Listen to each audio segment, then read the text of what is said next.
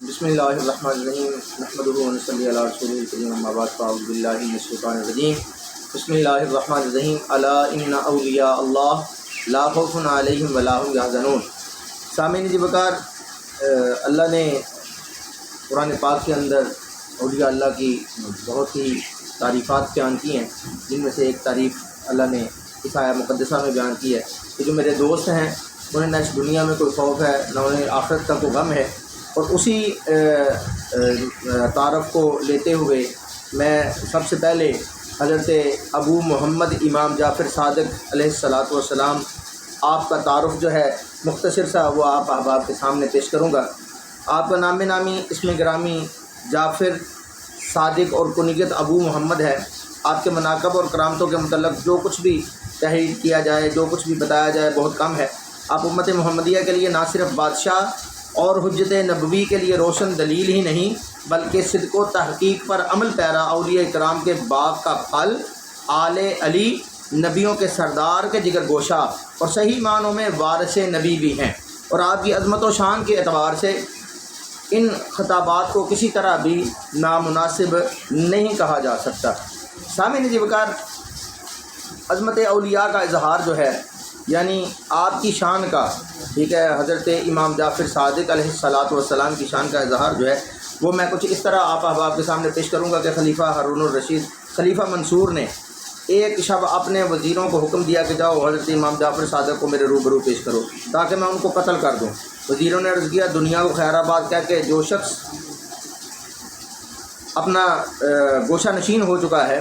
اس کو قتل کرنا قرین مصلحت نہیں ہے، لیکن خلیفہ نے غضبناک ہو کر کہا جاؤ میرے حکم کی تعمیل تم پر ضروری ہے۔ چنانچہ مجبوراً جب حضرت امام جعفر صادق علیہ الصلاۃ والسلام کو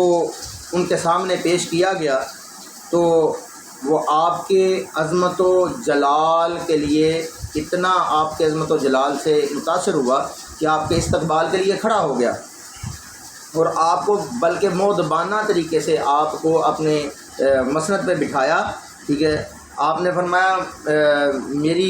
مجھے کس لیے بلایا گیا ہے، ٹھیک ہے، مجھے کس لیے تنگ کیا گیا ہے؟ تو کہتا ہے جی کہ میں نے آپ سے آپ کی حاجات پوچھنی تھیں، اگر آپ کی کچھ ضروریات ہیں تو وہ مجھے بتائیں تاکہ ان کو پورا کیا جا سکے۔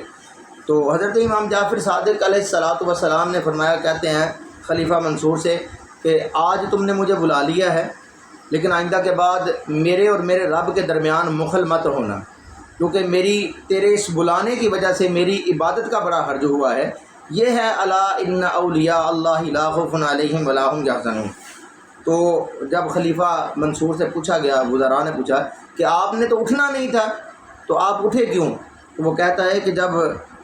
حضرت امام جعفر صادق علیہ الصلاۃ والسلام تشریف لائے نا تو ان کے ساتھ اتنا بڑا اژدہا تھا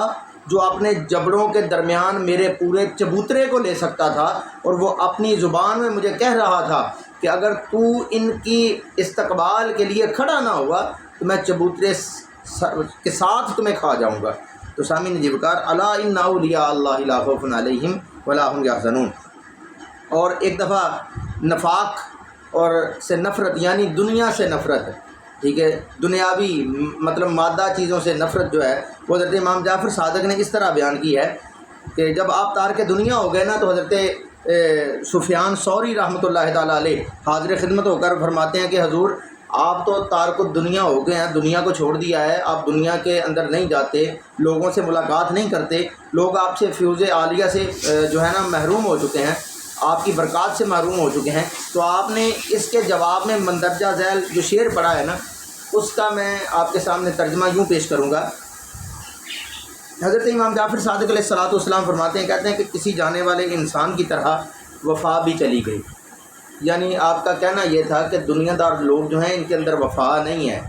ٹھیک ہے، جس طرح انسان دنیا سے چلا جاتا ہے اس طرح وفا بھی دنیا سے چلی گئی ہے، اور لوگ اپنے خیالات میں غرق ہو کر رہ گئے ہیں، یعنی ان کو صرف اپنی ضروریات زندگی کا خیال ہے، اس لیے وہ صرف اپنی ضرورت کے تحت دوسرے کو چاہتے ہیں۔ تو آگے دوسرے شعر کا جو اپنا مطلب ہے وہ یہ ہے کہ گو بظاہر ایک دوسرے کے ساتھ اظہار محبت و وفا کرتے تو ہیں، لیکن ان کے دلوں کے اندر بچھو جو ہیں وہ بڑے بڑے ہیں، یعنی سامنے تو ایک دوسرے کے بالکل یہ ٹھیک ٹھاک ہوتے ہیں کہ جیسے میں آپ کا ہی ہوں، لیکن پیٹھ پیچھے بدخوئی کرنا، اس کی چغلی کرنا، غیبت کرنا، یہ ہم احباب کا وتیرہ بن چکا ہے۔ تو الا ان اولیاء اللہ لا خوف علیہم ولا هم یحزنون، یہ ہمیں حضرت امام جعفر صادق علیہ الصلاۃ والسلام کی زندگی سے یہ سبق ملتا ہے کہ ہم نے اگر کسی سے محبت کرنی ہے، کسی سے وفا کرنی ہے، خصوص بالخصوص اللہ کے ولیوں سے، تو پھر ہمیں دنیا داری کو بالائے طاق رکھ کر، ٹھیک ہے، اولیاء اللہ سے ملاقات کرنی چاہیے تاکہ ہم ان کے فیوض و برکات سے مستفید ہو سکیں۔ اللہ کریم مجھے اور آپ کو عمل کی توفیق عطا فرمائے۔ وآخر دعوانا الحمدللہ رب العالمین۔